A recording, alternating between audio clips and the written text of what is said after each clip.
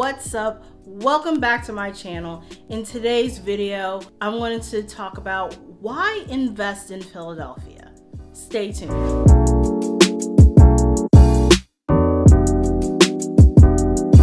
Okay, so this is a video as to why you invest in Philadelphia. I have been doing a lot of research over the past few weeks about what to bring you guys in the new year. What can I do to be more of a value to you guys and what you want to see and what you want to know about moving to Philadelphia? So I decided to do a series and more than likely change the content of my videos to answer more of these questions. I see a lot of people just want to know, how can I invest? I just want to build wealth. That's just a goal of mine, is to invest in Philadelphia. If you are asking that question, I'm going to just talk about why invest in Philadelphia. I'm going to give 6 points. And if you can do me a favor, if you can kindly like this video, it really helps the channel a lot. And there we go. Now, so number one is low taxes.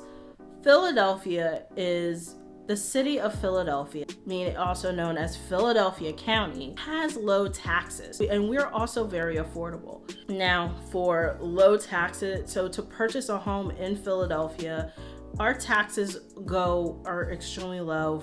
They can range from a couple $100s to a few $1,000s, depending on what area of the city that you buy in. However, kind of to offset that is that home prices are also higher in Philly, give or take. We are best out of all other counties in taxes, whereas if you go out into the suburbs of Philadelphia and other areas of Philadelphia, such as Jersey and in the counties of Philadelphia, you have a lot of, the taxes are higher. You're paying a couple thousands of dollars, depending on how big your house is and what area you're in. The taxes are higher out there. Even though we have low taxes, and I know I keep saying that, we have the highest transfer tax though, and we also have wage tax. But our transfer tax is actually 4.28% of the purchase price, and that is split equally. If the buyer and the seller agree to split everything equally, it will be 2.14% of the purchase price. That's pretty high compared to the suburbs of Philadelphia, which is around 1%. Okay, number two is the rent for the price. Now, I know I said in my last point that Philadelphia is pretty affordable. So if you are looking to be a landlord, so I'm kind of going to talk about, being a landlord and investing in Philadelphia. You can get really good rents if you were to purchase an investment property for the price. If you buy a pretty decent investment property in, say, West Philly, that is between in some places that can be anywhere between $100,000 to $200,000. You would have to put work into it, but if you're able to luck out with a place that has really good, that the condition isn't too bad, and that seller may want to get rid of the property, they know they can list it for more. They know they can get more money, but they just want to get rid of it. But if you can find a really good deal, you can yield very good rents. The rents are just going up. I was also able to rent out a 1-bedroom, 1-bath unit at $1,350. And I feel like that was a record because nothing else in the area, but people are looking, we still got yielded a very good rent out of it. But regardless, you can buy a really decent property in certain parts of the city, and you can get really good rent out of it. Median rent for 2020 is $1,550. That's the median rent. And that's how much rents are kind of going on for median for all throughout Philadelphia County in 2020. That's pretty good. You can get really good rents. Point number three is proximity to New York and DC. Philadelphia, we are right there. We're in the heart of the northeast part of the country, along the I-95 corridor from Maine to Florida. But we have major cities such as Boston. You have Boston. You also have New York, Philadelphia, and DC. Philadelphia is right there in between New York and DC. When I was researching for this video, a lot of people like Philadelphia, and a lot of people are actually flocking to Philly. You have people from New York flocking to Philly because it's less expensive. You're close enough to New York that it's like just a quick train ride or 2 to 3 hour drive from Philadelphia to New York, and also in DC. You know, nevertheless, it's cheaper. It's cheaper compared to New York and DC. But yes, it's very close to all those great locations. You know, that's another reason why to invest in Philly. Point number 4 is sections of Philadelphia is still in redevelopment. Whether or not, whatever your investment goal is, you know, sections of Philadelphia is in redevelopment. Keep in mind is that Philly is block by block. It varies block by block. Regardless on what areas, if you were to look at the map of Philadelphia, some good areas do have some not so great pockets, and some not so great areas have some really good pockets. You can get a really good return on your investment. Up and coming areas such as North Square, which is, I believe, is north of Kensington. That's a nice little pocket. East Frankfort, which has been, when I in research, I found out that it is a part of redevelopment. It's probably been in redevelopment for a few years, but you know, the area is getting better. Now East Frankfort, that is between that pocket is really in between Frankfort Avenue, Bridge Street, and Adams Avenue. That little triangle is a spot for redevelopment. So just keep an eye on Philadelphia. If you're thinking about Philadelphia, there's areas of redevelopment that you can still that you can still get a lot of opportunities in Philly.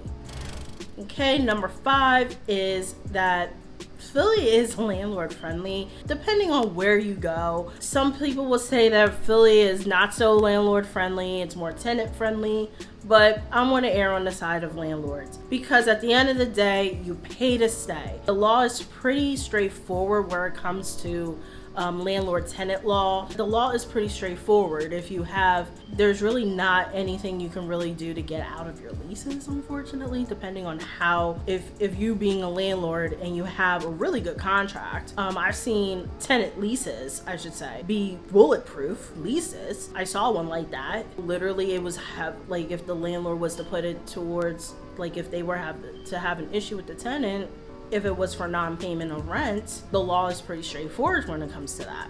There's also utility protection programs, such as, I believe for water, but I know for PGW, that does protect the landlords from having liens placed on their houses, on their properties, if the tenant has unpaid gas bills. Well, not so much for electric, because electric is not a lienable. Electric has to be in the tenant's name. It's not a lienable utility. But stuff such as PGW, which is for gas, there is a protection program for landlords. So there's utility protection programs. You know, you do want to take that into consideration, is to have that. And also, as a tidbit for Philadelphia, there's also a sewer insurance program in Philadelphia as well. If you're a homeowner or if you're an investor in Philadelphia, that you can apply to have that sewer insurance, so that if anything, because the sewers the mains are getting old. They're old. There are water mains that break, there's stuff that breaks, sewer lines that break. The city has money allocated if you have that insurance program.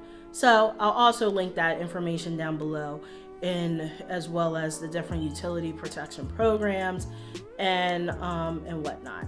Okay, before I get to my last point, I just want to mention, if you like this video and you find this content to be extremely valuable, can you please hit that likes button, help me out and help this channel out. And if you know anybody that's interested, that is thinking about buying a property in Philadelphia, if you know anybody that's thinking about investing, have Philadelphia be one of your contenders. So if you know anybody that's thinking about Philadelphia or just thinking about investing, please share this video so that they know that Philadelphia is very much a great contender in investing. And also, while you're hitting that like and share button, please hit the subscribe button so that you could have all this great content, and as well as hit the notification bell so that you know when I post a video. Now, moving on to point number 6, which is my last point, is that safety in Philadelphia varies block by block. So everybody wants to know that if you want to move to Philadelphia, and Philadelphia may not have the best reputation. There's some areas that are just not safe. We do have high crime. And, just to be honest, there is high crime in Philadelphia due to the opioid crisis, the drug crisis. There is crimes that do happen. There's a lot of shootings and whatnot. But, needless to say, whether or not, Philly is still a great area despite all that. So if you're thinking about, I want to invest in Philly, but I don't like the crime, but I like what everything else Philly has to offer as an investor, remember, it varies block by block. Philly is very block by block. We have the traditional grid pattern. Some areas, some neighborhoods, which are characteristically or may be deemed unsafe, do have some really great pockets that are safe, where statistically there just hasn't been a lot of crime in that particular area or block. You may find that to be extremely desirable. It may be in a redevelopment area that is in the works of redeveloping, but there's areas and there's blocks and little clusters where the areas are good and it makes sense. It may make sense financially by the numbers. It just makes sense. It's maybe a desirable area. So with that being said, I want to provide a solution, and I'll link this information down below, is that there is a crime map. It's a crime map tool that you can sort by violent crime, property crime, any type of crime. Well, not too many, but it's not too many crimes, but you can decipher what areas you may be interested in there where it may be smart to invest. The home prices the barrier to entry is not that high. You may be able to afford to buy some investment properties in a particular area. And you can use this tool to decide what will be your next investment. Will this area be would Logan be a good investment? Would North Square be a great investment? Would parts of North Philly be a good investment? So with that being said, that is the video. I'm going to end it here. Let me know in the comments below, what points do you like? What kind of investor are you? Are you thinking about buying and holding? Do you want to develop? Do you want to build? And you just need to know what is the best areas to go to. You can also write a comment as to what was your favorite point? What do you like about Philadelphia? What do you dislike about Philadelphia? Let me know, what else do you think, if you can think of anything as to why Philly would be a great investment, please leave it in the comments below. I would love to hear from you and love to discuss there. Thank you and have a great one, and I will see you on the next video.